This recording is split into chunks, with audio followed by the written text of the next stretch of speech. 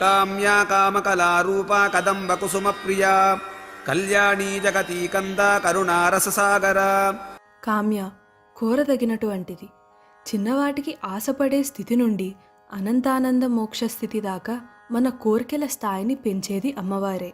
ఈ మధ్యలో మనల్ని ఆదుకుంటూ అవసరమైన ఆశలను తీరుస్తుంది, ఆలోచన స్థాయిని పెంచుతుంది, చివరకు అపురూపమైన మోక్షాన్ని కూడా అనుగ్రహిస్తుంది. కాబట్టి అన్ని విధాలా అందరూ కోరదగినది అమ్మవారే.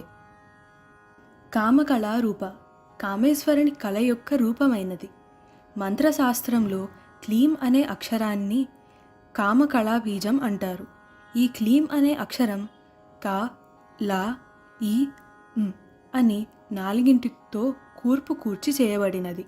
ఈ నాలుగిటిలో కా, లా, ఈలను వదిలి నాల్గవదైన బిందువుతో కూడిన నాదాన్ని ఎవరు వింటూ ఉంటారో, పలుకుతూ ఉంటారో వాళ్ళు ఉత్కృష్టమైన పదవిని పొందుతారని ఆగమ శాస్త్రాల్లో చెప్పబడుతుంది.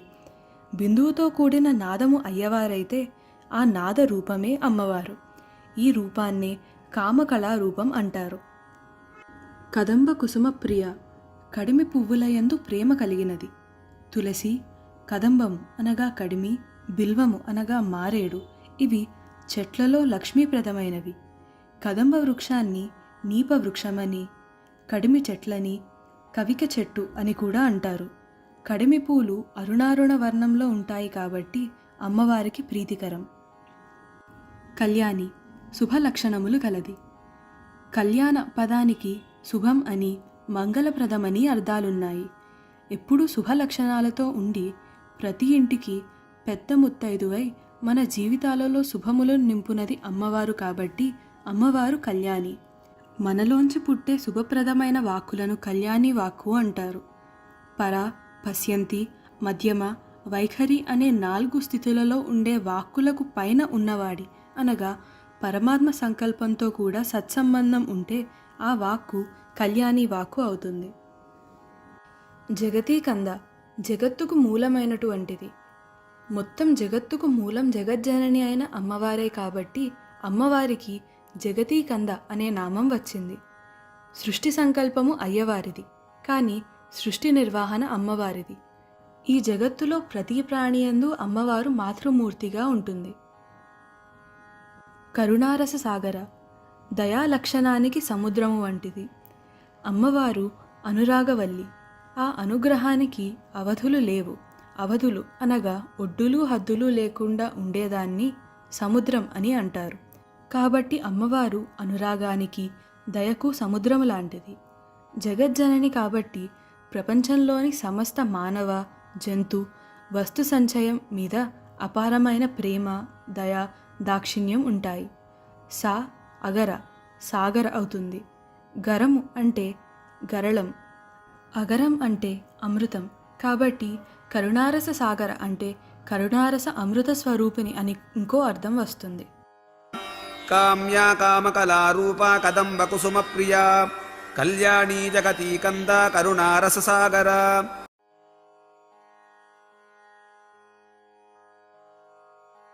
కళావతీ కళాలాపా కాంతా కాదంబరీ ప్రియా వరదా వామనయన వారుణీ మద విహ్వల. కళావతి కళాస్వరూపిణి. సకల దేవతా కళలు, సకల విద్యా కళలు, సకల మంత్రదేవతా కళలు అన్నీ అమ్మవారి స్వరూపమే కాబట్టి అమ్మవారు కళావతి. సకల కళాస్వరూపమైనది అని ఈ నామానికి అర్థం చెప్పుకోవచ్చును.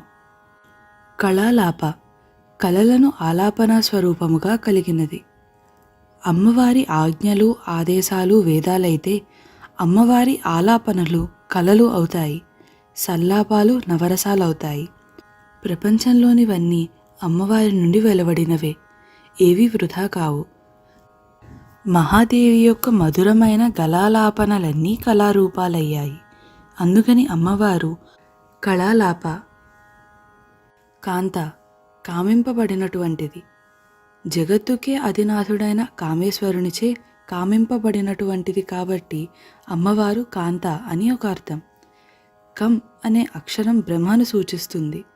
బ్రహ్మమును అంతఃస్వరూపముగా గలది అంటే బ్రహ్మకు అధిష్టాత్రి అని ఇంకో అర్థం.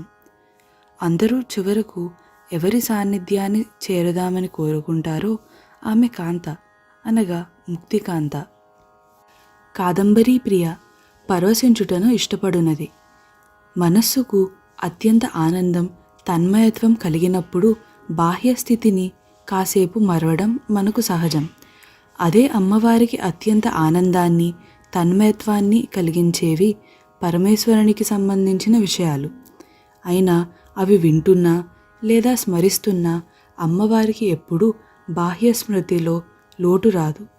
మన రక్షణ భారం ఆమెదే. వరద వరములను ఇచ్చునది. అమ్మవారిని ఆశ్రయించిన వారు ధర్మబద్ధమైన కోరికలను కోరే స్థితికి చేరుకుంటారు. అప్పటి స్థితిలో కోరే కోరికలను వరములు అంటారు. ఈ వరములు శ్రేయస్సును కలుగచేయునవి. యజ్ఞయాగాదులలో చివరకు ఋత్విక్కులకు, బ్రాహ్మణులకు దక్షిణలు, సంభావనలు యజమాని ఇస్తాడు. ఆ విధంగా యజమాని రూపంలో వరదక్షిణను ఇచ్చే అమ్మవారిని వరద అని అనవచ్చును. వామనైన అందమైన నేత్రములు గలది.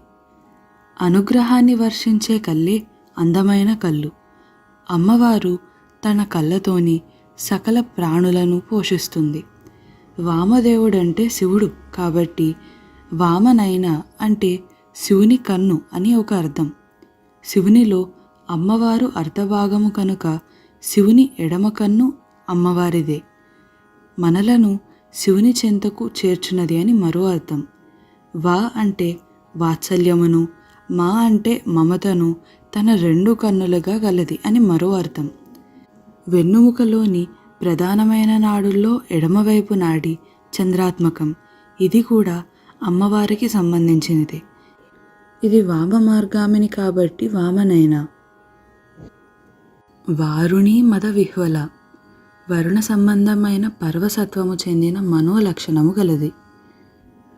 ఇక్కడ వారుణి అంటే భార్గవి వారుణి విద్య అని తైత్తిరీయంలోని భృగువల్లిలో వచ్చే బ్రహ్మ జిజ్ఞాసకు సంబంధించిన విద్య. ఈ వారుణి విద్య వలన బ్రహ్మ దర్శనం జరిగి పర్వసత్వం కలుగుతుంది. ఆ పర్వసత్వ స్థితిలో ఉన్న మనోలక్షణం గలది అని అర్థం చెప్పుకోవాలి. కుండలినీ శక్తి బ్రహ్మరంధ్రము చేరి అక్కడ నుండి అమృతాన్ని స్రవించి సమస్త నాడీమండలాన్ని తడుపుతుంది. అప్పుడు కలిగే అనుభూతి పర్వసత్వమే. శరీరంలో పైకి క్రిందకు సంచరించే వాయు సంచార నాడి అయిన వారుని ఈ విధంగా నియంత్రణ చేసే ఈ పర్వసత్వ స్థితిని పొందవచ్చును. ఈ స్థితిలోని అమ్మవారిని వారుని మద విహ్వల అంటారు. మోక్షనంద పర్వసత్వ లక్షణము గలది అని ఈ నామానికి అర్థం చెప్పుకోవచ్చును. కళావతీ కళాలాప కాంత కాదంబరీ ప్రియా వరదా వామనయన వారుణీ మద విహ్వల